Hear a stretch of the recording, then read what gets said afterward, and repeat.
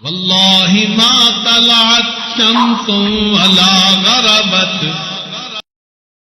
قرب قیامت کے دور میں جو نبی علیہ السلام نے فرمایا کہ ایسا دور ہوگا تو دیکھے گا ایک بندہ صبح ایمان پر ہوگا، شام بستر پہ سونے کے لیے جائے گا تو ایمان سے خالی ہوگا. تو یہ کیسے ہو سکے گا؟ دوستی کی وجہ سے. اپنے دوستوں کے آئیڈیاز دل قبول کریں گے اور وہ گمراہ ہوتا جائے گا. اور واقعی ہم نے زندگی میں اس کا تجربہ کیا ہے. ایک فکرہ ہی کافی ہوتا ہے.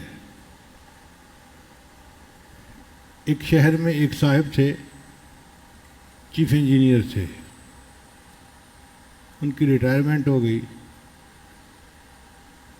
میرا آنا جانا تھا تو ان کے ہاں ان سے ملاقات ہو جاتی تھی. ایک محفل میں ان کے دل پر کچھ اثر ہوا اور وہ بیعت ہو گئے. اب جب وہ بیعت ہوئے تو میں نے انہیں ذرا قریب کیا، انہوں نے نمازیں شروع کر دیں. ایک دن میں نے ان سے پوچھا آپ نے حج کی ہوئی ہے؟ نہیں. کہا آپ کے اوپر تو فرض ہے، آپ کے بینک میں لاکھوں روپیہ ہے، ریٹائرمنٹ کے پیسے بھی ہیں، تو آپ کے اوپر تو حج فرض ہے، آپ کو کرنا چاہیے. انہوں نے درخواست دے دی. اللہ کی شان دیکھیں کہ درخواست منظور ہو گئی.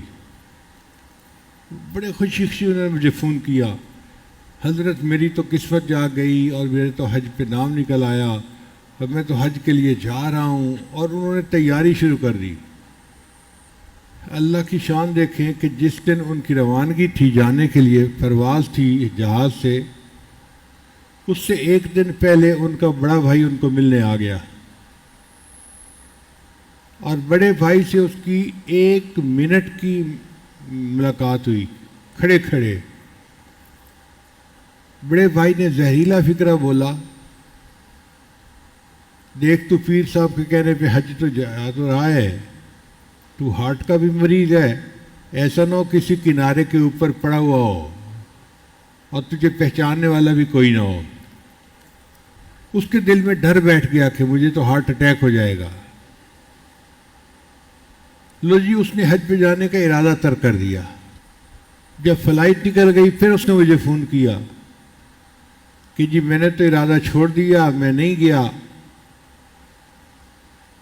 مجھے بہت حیرت ہوئی، لیکن تیر تو نکل چکا تھا.